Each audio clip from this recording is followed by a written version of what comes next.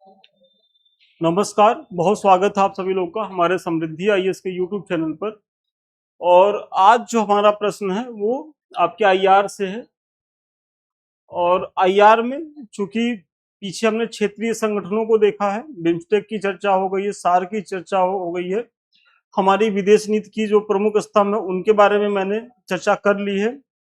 फिर हमारी जो विदेश नीति में जो आदर्शवाद से यथार्थवाद की तरफ जो विचलन है उसके बारे में पिछला वीडियो हो ही चुका है। अब हम जो भारत की विदेश नीति में एक्ट ईस्ट पॉलिसी और लुक ईस्ट पॉलिसी को देखेंगे। मतलब दोनों पॉलिसी दोनों दो समय पे आई है और इसमें हम देखेंगे कि भारत की जो एक्ट ईस्ट पॉलिसी क्या है, यह लुक ईस्ट पॉलिसी से किस प्रकार भिन्न है। तो अब ऐसे में क्या होगा ना कि आपको दोनों पॉलिसियों के बारे में जानकारी हो जाएगी। हो सकता है कि एक्ट ईस्ट पॉलिसी से ही 50 शब्दों वाला जो 10 अंक का आपका प्रश्न है वो आ जाए, या यहाँ से लुक ईस्ट पॉलिसी से 10 अंकों में आ जाए, और ये दोनों को मिला के आ जाएगा तो 15 अंकों में आ जाएगा, जिसे आप 150 शब्दों में लिखेंगे। ठीक है, तो आइए देखते हैं। अच्छा प्रश्न है। और जो बच्चे जीडीसी के लिए टेस्ट सीरीज के लिए जुड़ना चाहते हैं वो इतिहास और पॉलिटिकल साइंस जो हमारा 2 ऑप्शनल चलाया जा रहा है तो उसे जुड़ सकते हैं। चलिए, भारत की एक्ट ईस्ट पॉलिसी क्या है, यह लुक ईस्ट पॉलिसी से किस प्रकार भिन्न है। 15 अंकों में है। तो बताइए कि भारत की एक्ट ईस्ट नीति और लुक ईस्ट नीति दोनों पूर्वी एशिया के साथ भारत के संबंधों को बढ़ावा देने पर केंद्रित है। तो ये जो दोनों नीति हमारी एक्ट ईस्ट पॉलिसी, देखिए यहाँ क्या है, ईस्ट, ईस्ट में क्या है तो पूर्वी एशिया है, नाम से ही आप लोग पकड़ रहे होंगे। और यहाँ भी ईस्ट है तो लुक ईस्ट और एक्ट ईस्ट, तो दोनों ही जो पॉलिसियां हैं वो पूर्वी एशिया के साथ भारत के संबंधों को बढ़ाने की दिशा में प्रयास हैं।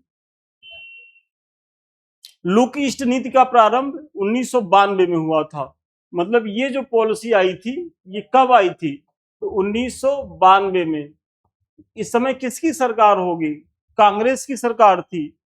कौन पीएम थे तो पीएम थे नरसिंह राव थे। ठीक है, और वही यहां लिखा गया है कि लुक ईस्ट नीति का प्रारंभ 1992 में नरसिंह राव सरकार द्वारा किया गया था, जबकि एक्ट ईस्ट पॉलिसी 2014 में प्रधानमंत्री नरेंद्र मोदी द्वारा लाई गई थी।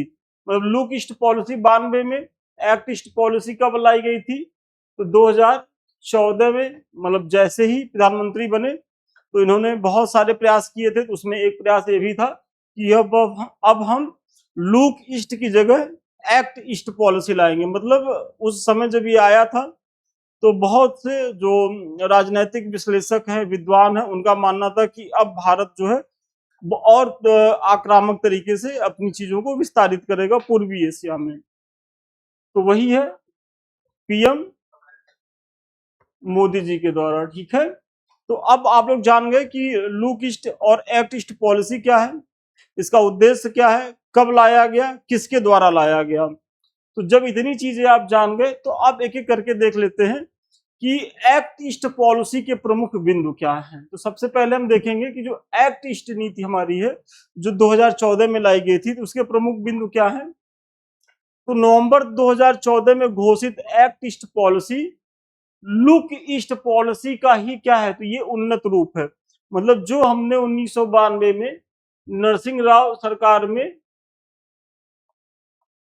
ये नीति लाई थी तो उसी का क्या है तो उन्नत संस्करण है। कौन सा, एक्ट ईस्ट पॉलिसी 2014 वाली।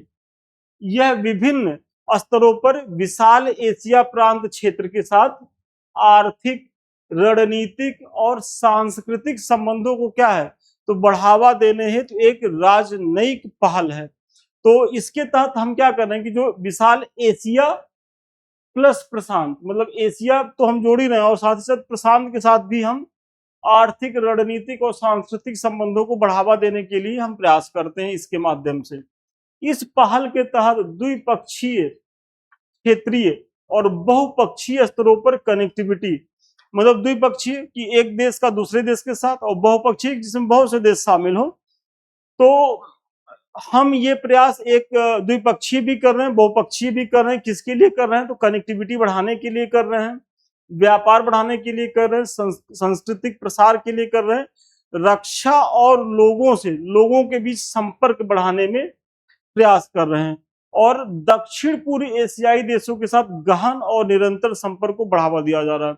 मतलब हम इसमें आर्थिक, सामरिक, व्यापार, वाणिज्य सभी गतिविधियों को प्रचारित प्रसारित कर रहे हैं, उसके लिए रोड मैप बना रहे हैं, उसके क्रियान्वयन के लिए प्रयास कर रहे हैं। और इसमें भी टारगेट कौन सा क्षेत्र है? वही बेसिकली दक्षिण पूर्व एशिया। ठीक है,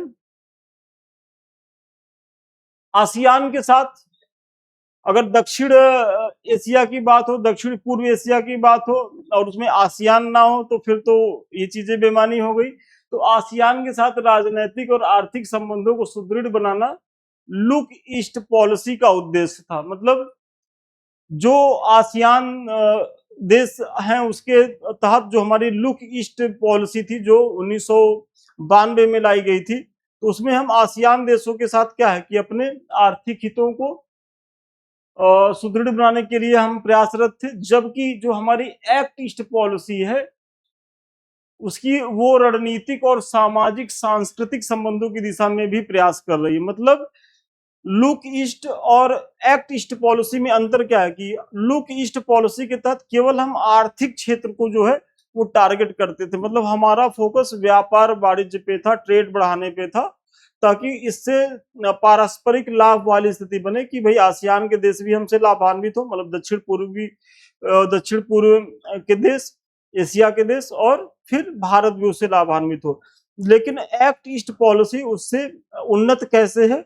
क्योंकि हम आर्थिक तो देख ही रहे हैं, साथ साथ क्या है कि हम रणनीतिक संबंध हो, सामाजिक सांस्कृतिक संबंध हो। मतलब अब एक्ट ईस्ट पॉलिसी में रणनीतिक संबंध, सामाजिक और सांस्कृतिक संबंध भी क्या है तो जुड़ रहे हैं। तो इसीलिए आप इसकी उन्नतता को देख सकते हैं। फिर एक्ट ईस्ट पॉलिसी में आसियान के अतिरिक्त पूर्वी एशिया के देशों जैसे जापान, दक्षिण कोरिया और ऑस्ट्रेलिया के साथ हम व्यापक साझेदारी कर रहे हैं। तो अब हम जैसे जो हमारी लुक ईस्ट पॉलिसी थी, तो उसमें बेसिकली हम आसियान के देशों के साथ ही जो है अपने केवल व्यापारिक हितों को ध्यान में रख करके नीतियां बनाते थे। लेकिन जो 2014 से एक्ट ईस्ट पॉलिसी आई प्रधानमंत्री नरेंद्र मोदी के द्वारा, तो इसमें आसियान देश के साथ हमारे जो व्यापारिक, जो आर्थिक गतिविधियां हैं वो तो संचालित हो ही रही हैं, लेकिन इसके साथ साथ हम अपने संबंधों का विस्तार किसके साथ कर रहे हैं? जापान के साथ कर रहे हैं, ऑस्ट्रेलिया के साथ कर रहे हैं, दक्षिण कोरिया के साथ कर रहे हैं। तो सोचिए कि पूर्वी एशिया के जो महत्वपूर्ण देश हैं हम उनसे संबंध स्थापित कर रहे हैं, और संबंधों में हम और ज्यादा व्यापकता ला रहे हैं। पहले संबंध जहां हमारे आर्थिक तक थे, अब सामाजिक, सांस्कृतिक और रणनीतिक संबंधों की तरफ हम जो है अग्रसर हो रहे हैं। और यही कारण है कि वर्तमान में चाहे दक्षिण कोरिया हो या ऑस्ट्रेलिया हो या जापान हो, तो इन देशों के साथ हमारे संबंध और ज्यादा प्रगाढ़ हुए हैं। तो वही आप बता रहे हैं, act east policy look east policy से अधिक आक्रामक है। भाई आक्रामकता आपको दिख ही रही है कि कैसे आक्रामक है, क्योंकि इसके तहत भारत यथा स्थितिवाद और केवल आर्थिक लाभ प्राप्त करने के उद्देश्य से आगे बढ़कर हिंद प्रशांत क्षेत्र में अपने प्रभाव का क्या कर रहा है तो विस्तार कर रहा है। मतलब आप अगर ये बता रहे हैं कि एक्ट ईस्ट पॉलिसी कैसे लुक ईस्ट पॉलिसी से ज्यादा आक्रामक है, तो जहां लुक ईस्ट पॉलिसी के तहत हमारा पूरा प्रयास केवल आसियान तक सीमित था, और वो भी केवल आर्थिक क्षेत्र तक सीमित था, तो ऐसे में एक्ट ईस्ट पॉलिसी का दायरा बढ़ करके कहां हो गया? तो एशिया प्लस प्रशांत क्षेत्र। मतलब आप समझ रहे हैं ना कि इसका दायरा एशिया और प्रशांत दोनों में है। और इसमें जो हमारा लक्ष्य है, अब आर्थिक तो है ही है, साथ साथ कूटनीतिक भी है, सामाजिक भी है, सांस्कृतिक भी है। तो कई तरीके से हम प्रयास कर रहे हैं इस पॉलिसी के माध्यम से अपनी वैश्विक उपस्थिति दर्ज कराने के लिए। इस प्रकार स्पष्ट है कि act east policy look east policy का व्यवहारिक सुधार है, जिसमें अनेक नए तत्वों और रणनीतियों का क्या है तो समावेश किया गया है। तो यही बेसिकली दोनों में अंतर है।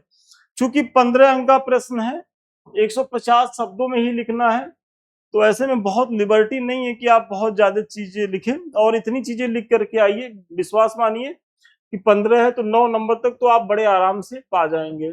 ठीक है, और अगर आपका प्रस्तुतिकरण करने का तरीका और ये सब ठीक रहा तो 9 9.5 नंबर भी आप पा सकते हैं। तो चलिए, आज के प्रश्न का उत्तर यहीं तक था। और लास्ट में ये हमारे सारे ऐप हैं, सारे ऐप तो नहीं है, एक तो समृद्धि आईएएस का ऐप है, फिर ये यूट्यूब चैनल है हमारा, ये संदीप मिश्रा ऑफिशियल, ये भी यूट्यूब है, ये हमारा टेलीग्राम चैनल है, इसे तो आप लोग जरूर सब्सक्राइब करें और ऐप को तो जरूर ज्वाइन करें। और सबसे बड़ी चीज, जो हमारा ये वीडियो देख रहे हैं इसे लाइक सब्सक्राइब शेयर भी करें। इंस्टाग्राम है समृद्धि आईएएस का, फेसबुक है, तो ये सारे चैनल आपकी तैयारी के लिए बेहद फ्रूटफुल हैं। तो आप लोग भी इन चैनलों से भी जुड़िए और अपनी तैयारी को बेहतर करें। तो चलिए, पुनः मिलते हैं नए वीडियो में नए क्लास के साथ। तब तक के लिए धन्यवाद, बहुत शुभकामनाएं आपको।